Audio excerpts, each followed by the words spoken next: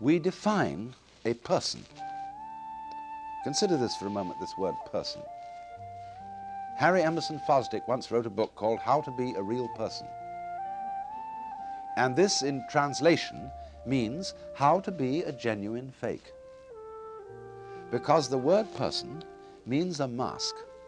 The persona, the mask worn by actors in Greco-Roman drama, which was a megaphone-mouthed mask, so that through which persona, the sound goes. And so at the beginning of a play script, you will see the dramatis personae, the persons of the drama, that is to say, the list of the masks that the actors are going to wear.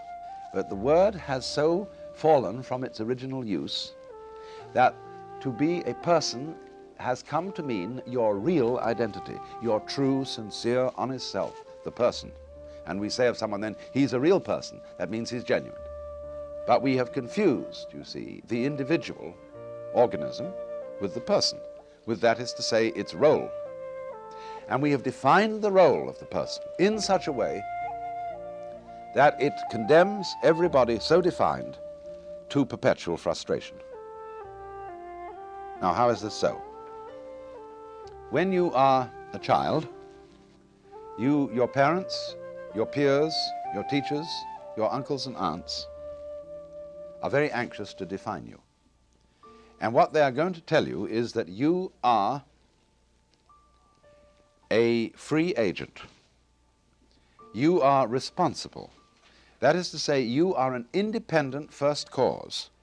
You are an origin of actions and thoughts and feelings. And we can praise you or blame you for what you do. And above all, we require of you that you love us. You love your parents, you love your brothers and sisters. As Fred said, a child is not allowed to say, to let that baby sister go back where it came from, because that is not nice. All nice children love their brothers and sisters and their parents. Not, of course, because we tell you to do so, but because you would want to do it yourself. You are required and commanded to do certain things which will be appreciated only if you do them voluntarily. Now, you see, when your identity is defined by society, you cannot resist it. You don't have the knowledge, you don't have the wisdom, you don't have the resources to understand that something's being put over on you. You cannot but help believe the definition of you as a free agent. But you believe yourself to be a free agent as a result of not being free. That is to say, of being hopelessly unable to resist society's identification of you. So in the whole sense of our personality, there is a contradiction.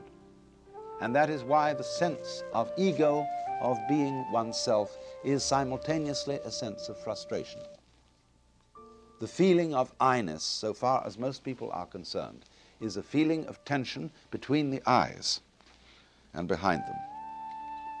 Trigant Barreau, a remarkable man, did some studies about two kinds of awareness, which he called ditension and cotension.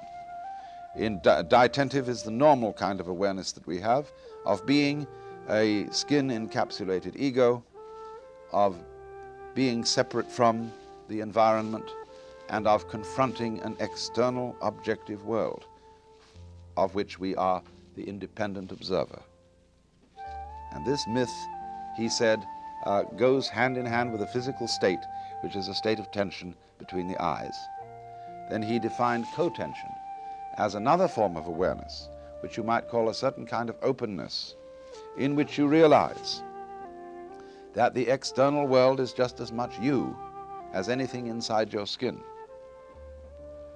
and that you are not something that comes into this world on probation and doesn't really belong.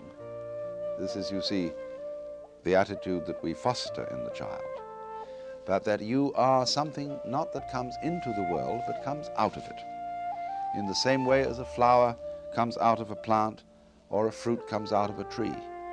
That you are an expression, you as a human being are a symptom of nature, and that you really belong there, and that furthermore your actual self, what is finally and fundamentally you, is not a separate and lonely part of the world, but the real you is the world itself, everything that there is, expressing itself as this particular organism here and now, and of course as you look across the room, as all these other organisms in their here and now. We are all tits on the same sow, if I may put it so crudely. Or if you want to put it more poetically, rays from the same sun. We feel a very sharp distinction, in other words, between our consciousness, which is a kind of focused attention, together with all those actions that we are able to perform voluntarily, on the one hand, and on the other hand, everything both within us and outside us that seems merely to happen to us. Consider for a moment breathing. Do you breathe or are you breathed? You can feel it either way. If you become conscious of breathing, you get the sense that you are doing it in the same way as thinking or walking.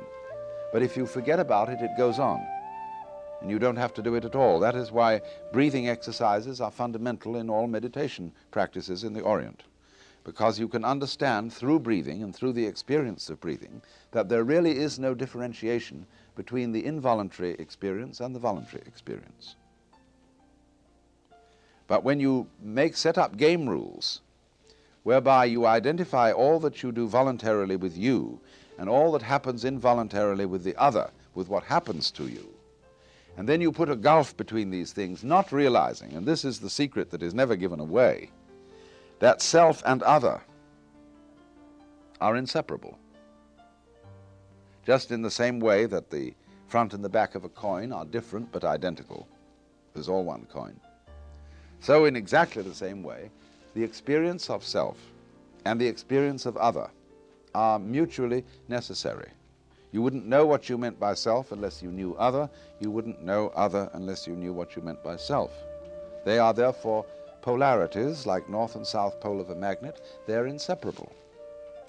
But that secret doesn't get out because civilized language and thought ignores the fact that all classes, all logical classes, and words are after all labels on classes, are so constructed that they are intellectual boxes, and every box which has an inside also must have an outside. And we think that insides exist apart from outsides, and outsides apart from insides. We don't realize that although they are opposed, they go together. And you see, that is the secret of the whole thing. That is what the child is not let onto. And so instead, the child is defined as a stranger in the earth, and not as a symptom of the earth. And as a result of that, we have the vast, terrifying social problem of alienation, of feeling that